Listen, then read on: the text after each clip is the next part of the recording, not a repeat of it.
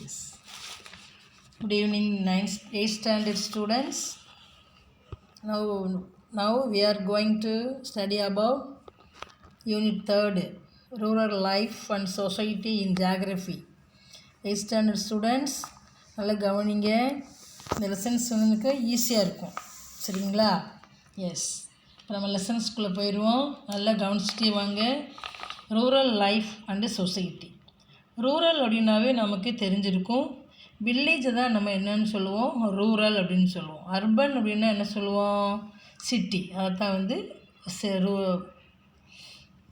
Urban சொல்லுவோம். இப்போ நம்ம ரூரல் லைஃப் அண்டு சொசைட்டி அப்படின்ற ஒரு லெசன்ஸ்லேருந்து ஒரு டாபிக் பார்க்க போகிறோம். அதாவது கிராம சமூகமும் வாழ்க்கை முறையும் அப்படின்ற ஒரு லெசன்ஸ்லேருந்து நம்ம பார்க்க போகிறோம், சரிங்களா? சரி, வந்துடுங்க, கிளாஸ்க்குள்ளே வந்துடுங்க. Learning objectives. எப்பயுமே நம்ம ஒரு லெசன்ஸை பார்க்க போகிறதுக்கு முன்னாடி அந்த லெசன்ஸுடைய நோக்கங்கள், கற்றலினுடைய நோக்கங்கள் என்னென்னவா இருக்குது, உள்ளே என்னென்ன இதெல்லாம் பற்றி பார்க்க போகிறோம் அப்படின்றத பற்றி நம்ம இதில் பார்க்க போகிறோம், சரிங்களா? To know the land revenue policy under the British rule. அதாவது ஆங்கில ஆட்சியின் கீழ் இருந்த நில வருவாய் கொள்கை அப்படின்றத பற்றி பார்க்க போகிறோம். பின்னாடி சொல்லுங்கள். To understand the merits and demerits of the land revenue policy. அதாவது நில வருவாய்ன்னு சொல்கிறாங்கல்ல, அந்த கொள்கைகளுடைய நிறைகள் குறைகள் என்ன அப்படின்றத பற்றி இதில் நம்ம பார்க்க போகிறோம். To know agrarian crisis and revolts. அதாவது அக்ராரியன்ஸ் அப்படின்னாவே வந்து வேளாண்மை சார்ந்த ஒன்று. அதை பற்றி என்னென்ன மாதிரி கிரைசஸ் அப்படின்றத பற்றி இதில் நம்ம பார்க்க போகிறோம், சரிங்களா? இப்போ நம்ம இன்ட்ரோடக்ஷனுக்கு வந்துடுவோம்.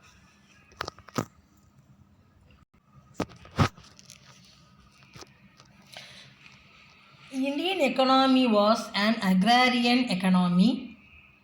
Agriculture like textiles, sugar, oil, etc.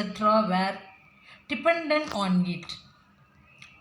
The British government in India did not adopt the pro-Indian agriculture and land revenue policy. British government introduced 3 major land revenue systems in India, namely permanent settlement, the Magalwari system and the Raitwari system. The economic exploitations of the peasants led to the revolt in future. அதாவது என்ன சொல்கிறாங்கன்னா, நம்ம இந்தியாவில் இங்கிலீஷ்காரங்களுடைய colony ஆதிக்கம் வர்றதுக்கு முன்னாடி நம்ம இந்திய பொருளாதாரமானது வேளாண்மையை அடிப்படையாக கொண்ட ஒரு பொருளாதாரமாக இருந்திருக்கு. அதில் ஃபஸ்ட்டு ஸ்டேஜ் அப்படின்னு சொல்லக்கூடிய முதல் நிலை தொழிலாக இருந்தது எது அப்படின்னு பார்த்தோம்னா இந்த வேளாண்மை தான்.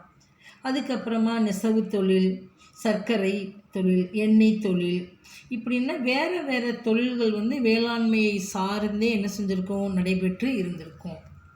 இப்போ என்ன செய்யுதுன்னா, இந்த இங்கிலீஷ் கவர்மெண்ட், ஆங்கில அரசு நிலையான நிலவரி திட்டம் அப்படின்ற ஒன்று சொல்லக்கூடிய பெர்மனன்ட் செட்டில்மெண்ட்டையும், மகள்வாரி சிஸ்டம், ரைத்வாரி சிஸ்டம் அப்படின்னு சொல்லக்கூடிய 3 முறைகளை நில வருவாயை என்ன செய்து நம்ம இந்தியாவுக்குள்ளே கொண்டு வருது. இந்த 3 சிஸ்டமாக இருக்கக்கூடிய பெர்மனண்ட்டு, ரயத்து, மகள்வாரி இதை கொண்டு வர்றதுனால ஃபார்மர் சொல்லக்கூடிய விவசாயிகளிடையே வந்து அதிகமான எக்கனாமிக் எக்ஸ்ப்ளாய்டேஷன்ஸ் அப்படின்னு சொல்லக்கூடிய பொருளாதார சுரண்டல் ஏற்பட்டு ஆங்கிலேயர்களுக்கு எதிரான புரட்சியில் இந்தியன்ஸ் என்ன செய்வாங்க, ஈடுபட ஆரம்பிச்சிருவாங்க.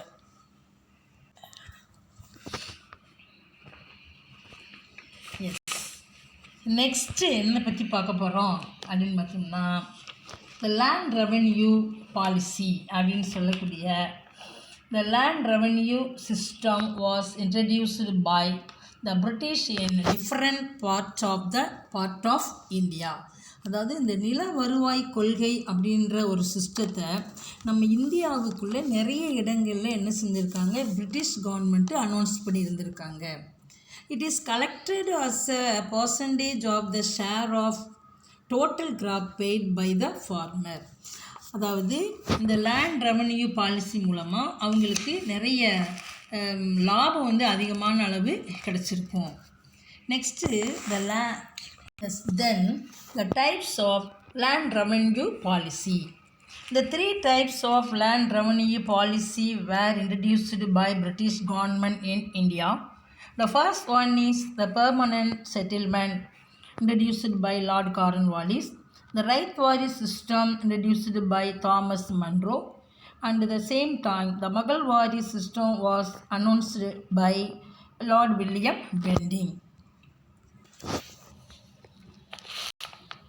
Yes, the first system of land revenue system was permanent settlement introduced by Lord Cornwallis. நிலையான நிலவரி திட்டம் அப்படின்ற ஒன்று என்ன செய்வார், லார்டு கார்ன்வாலிஸ் இந்தியாவுக்குள்ள கொண்டு வந்திருப்பாங்க. அது பெங்கால், பீகார், ஒரிசா, வாரணாசி இந்த மாதிரி பகுதிகளெல்லாம் அவர் என்ன செஞ்சுருப்பார், அதை இன்ட்ரடியூஸ் பண்ணி இருந்திருப்பார். இப்போ இதனுடைய இந்த நிலையான நிலவரி திட்டத்தினுடைய சிறப்பு கூறுகள்லாம் என்னென்ன அப்படின்றத நம்ம பார்க்க போகிறோம். The Zamindars were recognized as the owners of the land. அதாவது ஆங்கில கிழக்கிந்திய கம்பெனிக்கு முறையாக வரி செலுத்தும் வரை ஜமீன்தார்கள் நில உடைமையாளர்களாக என்ன செஞ்சாங்க, அங்கே இருக்கப்பட்டாங்க. The Zamindars acted as the agent of the government for the collections of revenue from the cultivators. விவசாயிகளிடமிருந்து வரியை வசூல் செய்யும் அரசின் முகவர்களாக ஜமீன்தார்கள் செயல்பட்டார்கள். Next, the amount of revenue that the Zamindars had to pay to the company was firmly fixed. அதாவது ஜமீன்தார்கள் வணிக குழுவிற்கு செலுத்தி வந்த வரி நிலையாக நிர்ணயிக்கப்பட்டது. They gave 10/11 of the revenue collected by them from the cultivators to the government. விவசாயிகளிடமிருந்து வசூலித்த அந்த 11/10 அந்த பங்கு வரியை ஜமீன்தார்கள் ஆங்கில அரசுக்கு என்ன செஞ்சாங்க, செலுத்தி வந்தாங்க. நெக்ஸ்ட்டு, இந்த ஜமீன்தார்ஸ் would grant பட்டா, அதாவது ரிட்டன் அக்ரிமெண்ட்ஸ் அப்படின்னு பேர், டு த ரயத். ஜமீன்தார்கள் விவசாயிகளுக்கு பட்டா வழங்கினர். அதாவது ஒரு எழுதப்பட்ட ஒப்பந்தம் அப்படின்ற ஒன்று என்ன செஞ்சுருந்துருப்பாங்க, கொடுத்துருந்துருப்பாங்க. இப்போ ஒரு பெர்மனன்ட் லேண்ட் ரெவன்யூ சிஸ்டம் அப்படின்னு சொல்லக்கூடிய ஒன்று ஜமீன்தார்கள் என்ன செஞ்சுருப்பாங்க, இங்கே அந்த பிரிட்டிஷ் கவர்மெண்ட்டுக்கு சில அட்வான்டேஜஸ் பீப்புள்ஸ் அவங்க இருந்திருப்பாங்க. இப்போ இந்த நிலையான நிலவரி திட்டம் அப்படின்னு சொல்கிறோம்லடா தம்பி, அந்த பெர்மனன்ட் லேண்ட் ரெவன்யூ சிஸ்டம் அப்படின்னு சொல்கிறோம்ல, அதில் மெரிட்ஸும் இருக்கும், டிமெரிட்ஸும் இருக்கும். இப்போ ஜமீன்தார்களுடைய சிஸ்டம் அப்படின்றது பிரிட்டிஷ்காரங்களுக்கு அட்வான்டேஜஸ் ஆகும், நம்ம பீசன்ஸ்ன்னு சொல்லக்கூடிய நம்ம விவசாயிகளுக்கு டிஸ்அட்வான்டேஜஸாகவும் இருந்திருக்கும். அப்போ அதனால என்னென்ன மாதிரியான அஃபெக்ட் எல்லாம் இங்கே ஏற்பட்டு இருந்திருக்கும் அப்படின்றத நம்ம பார்க்க போகிறோம். மெரிட்ஸு, இப்போ ஜமீன்தார்ஸ் அப்படின்னு பார்த்தோம்னா the owner of the land, அவங்க என்ன செஞ்சுருப்பாங்க, ஜமீன்தார்களாக இருக்கிறவங்க நிலத்தின் உரிமையாளர்களாக அவங்க இருந்திருப்பாங்க ஜமீன்தார். அதுக்கடுத்து ஃப்ரீ ஃப்ரம் த ரெஸ்பான்சிபிலிட்டி, அதாவது ஜமீன்தார்கள் நிலத்தின் உரிமையாளர்களாக இருந்திருப்பாங்க. நீதி வழங்கும் பொறுப்பிலிருந்து ஜமீன்தார்கள் என்ன செஞ்சுருப்பாங்க, விடுவிக்கப்பட்டிருந்திருப்பாங்க. தான் owner of the land. The zamindars were free from the responsibility of providing justice, அதாவது நீதி வழங்கும் பொறுப்பிலிருந்து விடுவிக்கப்பட்டிருந்திருப்பாங்க. ரெண்டாவது the faithful to the British government, ஆங்கில அரசுக்கு நம்பிக்கைக்கு உரியவர்களாக அவங்க இருந்திருப்பாங்க. The system secured fixed and stable income for the British government, ஆங்கில அரசுக்கு நிலையான வருவாய் கிடைப்பதை உறுதி செய்பவர்களாகவும் இந்த ஜமீன்தார்கள் இருந்திருப்பாங்க. இப்போ ஜமீன்தார்களாக இருக்கிறவங்க நம்ம இந்தியாவில் இருக்கக்கூடிய பீசன்ஸோட நிலத்தை எடுத்து அதில் நிறைய advantages were given by zamindars to the British government. இது மெரிட்ஸு. அதுக்கடுத்து இது யாருக்கு ஃபேவரபுளாக இருந்திருக்கும், பிரிட்டிஷ்காரவங்களுக்கு ஃபேவரபுளாக இருந்திருக்கும். இதனால் டிமெரிட்ஸ் அப்படின்னா என்னன்றதை பாரு. இந்த British no direct contact with the cultivators, அதாவது எங்கே இருக்குது இங்கே, ஆமாம். ஆங்கிலேய அரசு விவசாயிகளுடன் நேரடி தொடர்பு வச்சுருக்க மாட்டாங்க. ஏன்னா அவங்க ஜமீன்தார்களோட மட்டும்தான் ஒரு நேரடி காண்டாக்டில் அவங்க இருந்துக்குவாங்க. பிரிட்டிஷ் கவர்மெண்ட்டு விவசாயிகளோட பீசன்ஸோடு என்ன செஞ்சுக்கிற மாட்டாங்க, ஒரு நேரடி காண்டாக்ட் அவங்க இருந்துக்க மாட்டாங்க. The rights of the cultivators were ignored. அதாவது இந்த விவசாயிகளுடைய உரிமைகள் மறுக்கப்பட்டதோடு ஜமீன்தார்கள் பொறுப்பில் அது என்ன செய்யப்படும், விடப்படும். அப்போ யாரை நம்பக்கூடியவங்களாக இருக்காங்க பிரிட்டிஷ் கவர்மெண்ட்டு, ஜமீன்தார்களை நம்பக்கூடியவங்களாக இருக்காங்க. இப்போ யாருக்கு பயங்கரமான இழப்பு ஏற்படக்கூடியதாக இருந்திருக்கும், விவசாயிகளுக்கு நிறைய இழப்பீடு ஏற்படக்கூடியதாக இருந்திருக்கும். The peasants were almost treated as serfs. அதாவது விவசாயிகள் பெரும்பாலும் அடிமைகளாகவே என்ன செஞ்சுருக்காங்க, நடத்தப்பட்டு வந்திருப்பாங்க. The system was mad.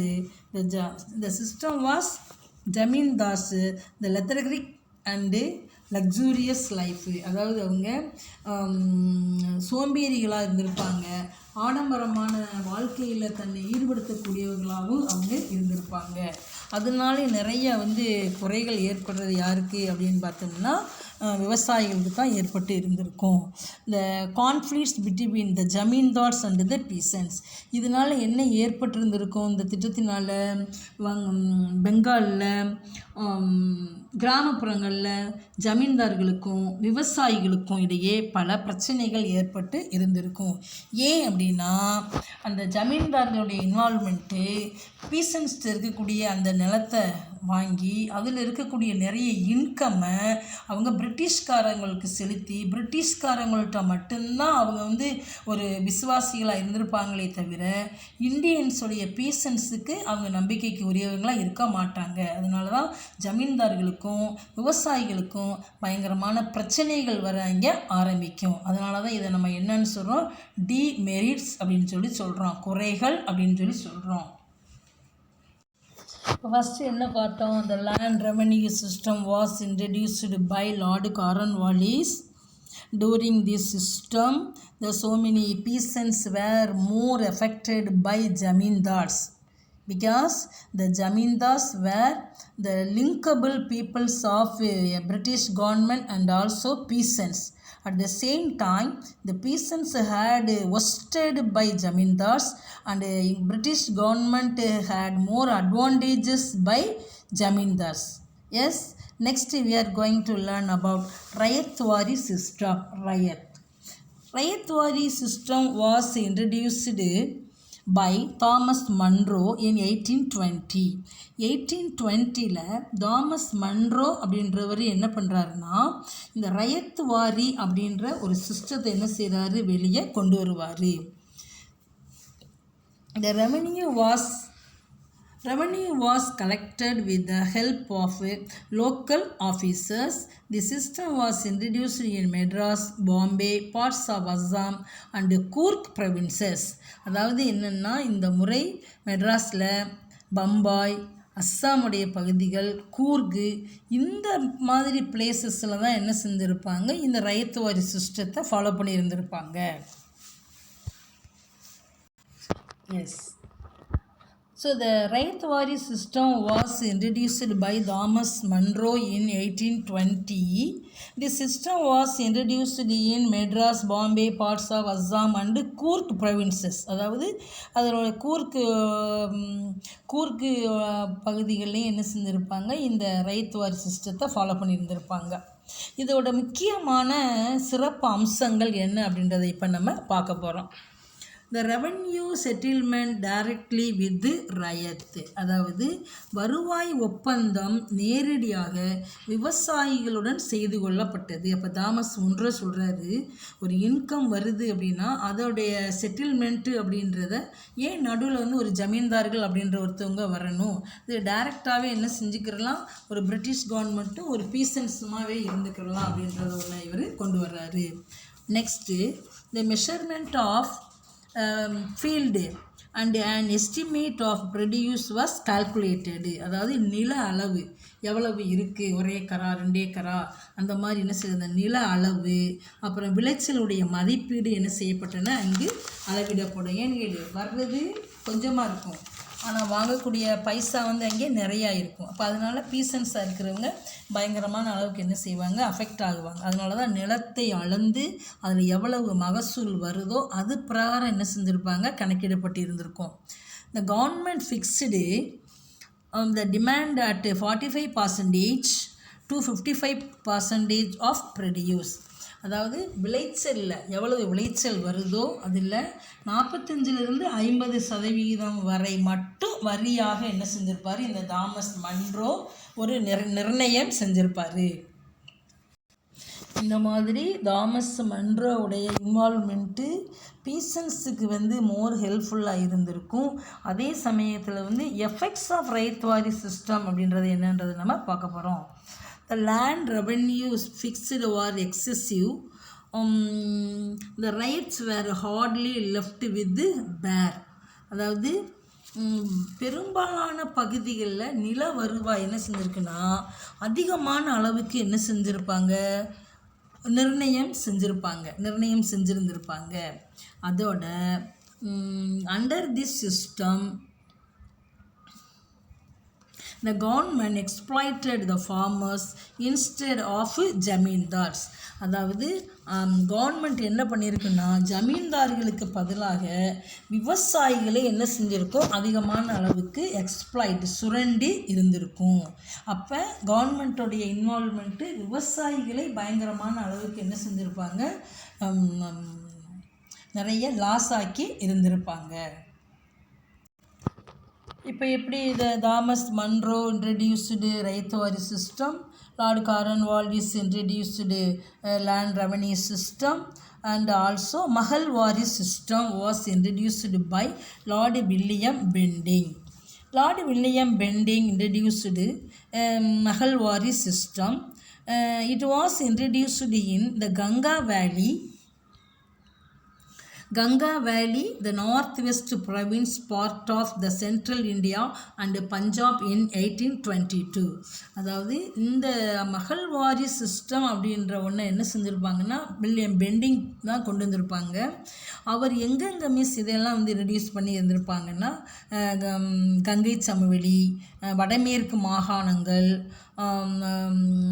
மத்திய இந்தியாவினுடைய சில பகுதிகள், பஞ்சாப், இந்த மாதிரி பகுதிகளில் 1822 என்ன செஞ்சுருப்பாங்க, அறிமுகப்படுத்தி இருந்திருப்பாங்க. அப்போ ரைத்வாரின்றது ஒரு சில பகுதிகளில் 1820லையும், மகள்வாரி அப்படின்றது ஒரு சில பகுதிகளில் நம்ம இந்தியாவில் 1822லையும் என்ன செஞ்சுருப்பாங்க, அறிமுகப்படுத்தி இருந்திருப்பாங்க. சரி, மகள்வாரி சிஸ்டத்துடைய அந்த ஃபீச்சர்ஸ், சிறப்பு அம்சங்கள் என்னென்ன அப்படின்றத பற்றி இப்போ நம்ம பார்க்க போகிறோம். அப்போது பெர்மனன்ட் லேண்ட் ரெவன்யூ சிஸ்டம் சில இடங்கள்லையும், ரைத்வாரி சிஸ்டம் சில இடங்கள்லையும், மகள்வாரி சிஸ்டம் சில இடங்கள்லையும் கொண்டு வந்திருப்பாங்க. இது வந்து பீப்புள்ஸுக்கு வந்து ஃபேவரபுளாக இருக்கணும்னு நினச்சிருப்பாங்க. இப்போ இது ஒரு மகள்வாரி சிஸ்டத்துடைய சிறப்பு கூறுகள், features of the Mahalwari system. First என்ன சொல்லுவாங்கன்னா, இந்த லம்பார்டர், அதாவது இந்த intermediaries between the government and the villages, அதாவது கிராம தலைவர்னு சொல்லுவாங்க. முன்னாடிலாம் அப்படி தான் அவங்களுக்கு பேர், இந்த லம்பார்டர் அப்படின்னு சொல்லுவாங்க. இந்த லாம்பார்டர் அப்படின்றது யாருன்னா, கிராம தலைவர் என்ன செஞ்சுருப்பார்னா அரசுக்கும் கிராம மக்களுக்கும் இடையே ஒரு தரகராக அவர் என்ன செஞ்சுருப்பார், செயல்பட்டு இருந்திருப்பார்.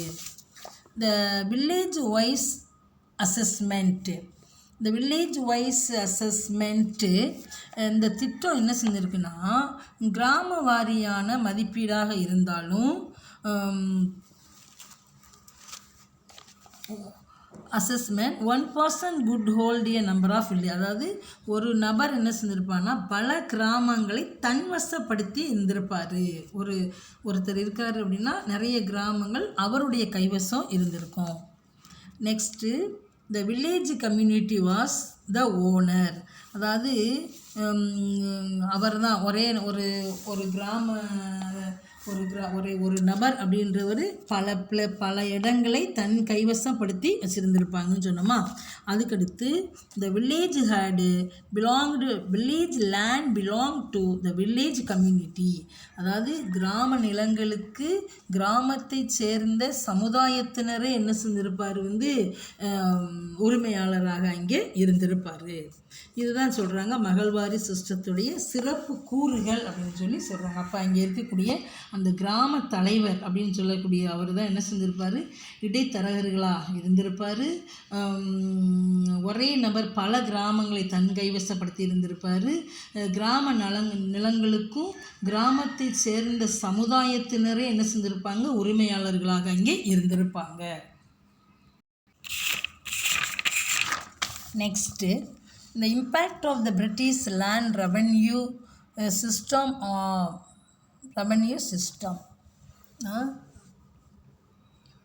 it resulted in increasing land sales and dispositions. அதாவது நில விற்பனை என்ன செய்யும், அதிகரிக்கும்.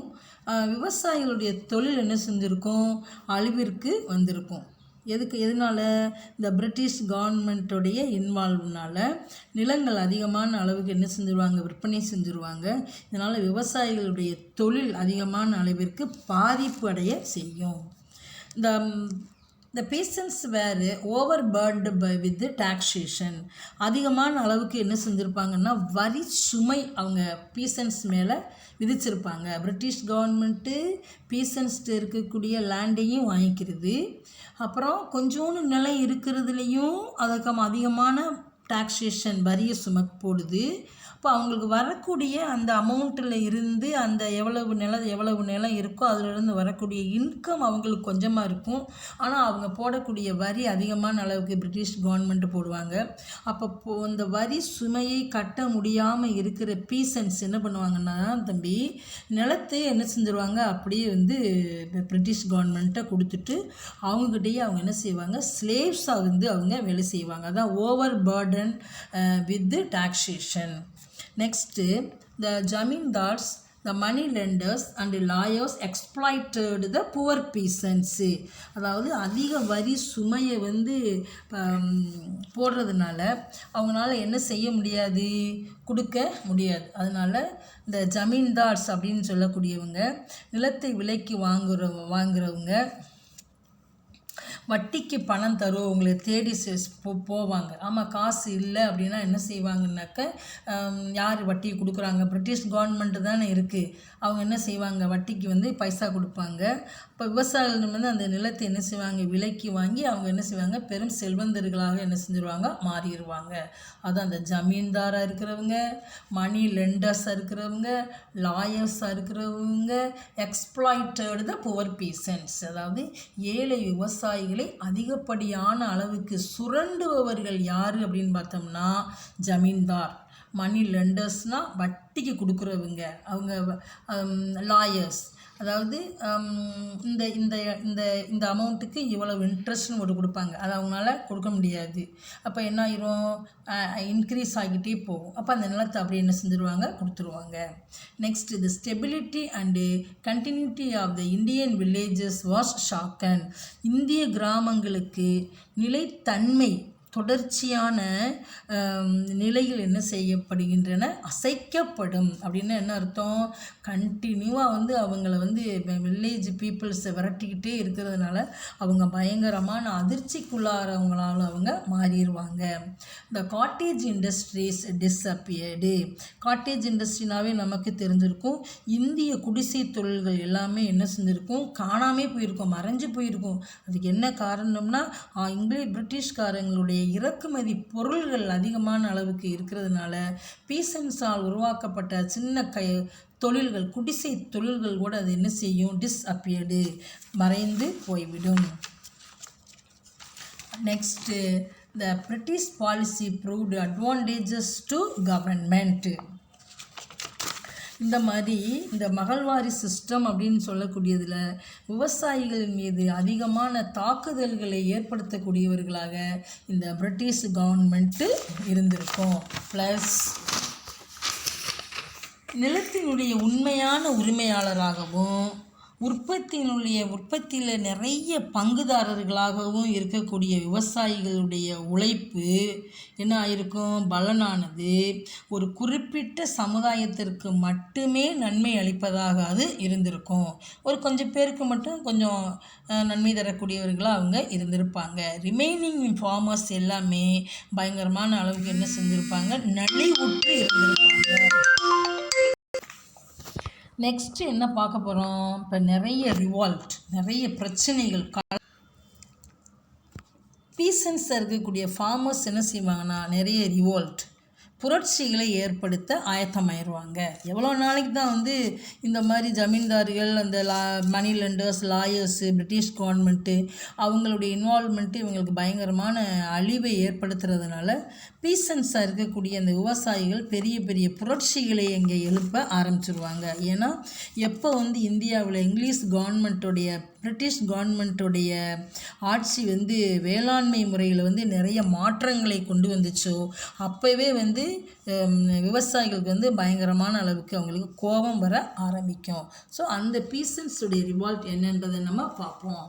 The various peasants movements and uprising during the 19th and 20th century were in the nature of the protest against of the existing conditions under which their exploitations knew to limits. அதாவது எல்லையில்லாத அளவிற்கு அவங்க சுரண்டப்படுவதை தெரிஞ்சுக்கிட்டு இந்த விவசாயிங்க என்ன பண்ணுவாங்கன்னா அவங்ககிட்ட இருந்து அந்த சுரண்டலில் இருந்து அந்த எக்ஸ்ப்ளாய்டேஷன்ல இருந்து தங்களை பாதுகாத்துக்கிறதுக்காக 19, 20 இந்த நூற்றாண்டுகள் என்ன செய்வாங்கன்னா ஆங்கிலேயர்களுக்கும் ஜமீன்தார்களுக்கும் எதிராக பல புரட்சிகளை செய்ய ஆரம்பிச்சிருவாங்க. அந்த புரட்சி அப்படின்றது பல புரட்சி இயக்கங்களிலும் கழகங்களிலும் தன்னை என்ன செய்வாங்க, ஈடுபட ஆரம்பிச்சிருப்பாங்க. யாரு, இந்த பீசன்ஸாக இருக்கக்கூடிய விவசாயிகள். இப்போ நிறைய புரட்சி செய்ய ஆரம்பிச்சிட்டாங்களா பீசன்ஸு. அப்போது ஃபஸ்ட்டு 1855-56 இந்த சாந்தால் அப்படின்ற ஒரு கழகம், ஒரு ரிபல்லியன் அங்கே ஏற்படும். The land near hills of Rajmahals in Bihar was cultivated by the Sandals. The two Sandals brothers Sittu and Kangu. The Europeans were attacked. The rebellions continued till February 1856. The government declared the Barganas inhabited by them as Sandal Parganas. அதாவது சாந்தல் அப்படின்ற இடத்துல ஒரு கழகம் ஏற்படும். அதனால தான் அதுக்கு பேர் சாந்தல் ரிபல்லியன்னா கழகம். அது என்ன செய்வாங்கன்னா 1855 புரட்சி பண்ண ஆரம்பிச்சிருவாங்க நம்ம இந்திய நாட்டை சேர்ந்த பீசன்ஸு. அவங்க என்ன பண்ணுவாங்கன்னா பீகாரில் இருக்கக்கூடிய ராஜமஹால் குன்றுகளுக்கு பக்கத்தில் இருக்கக்கூடிய பகுதிகளில் இந்த சந்தால் மக்கள் என்ன செய்வாங்கன்னா அவங்க வேளாண்மை செஞ்சுட்டு வருவாங்க.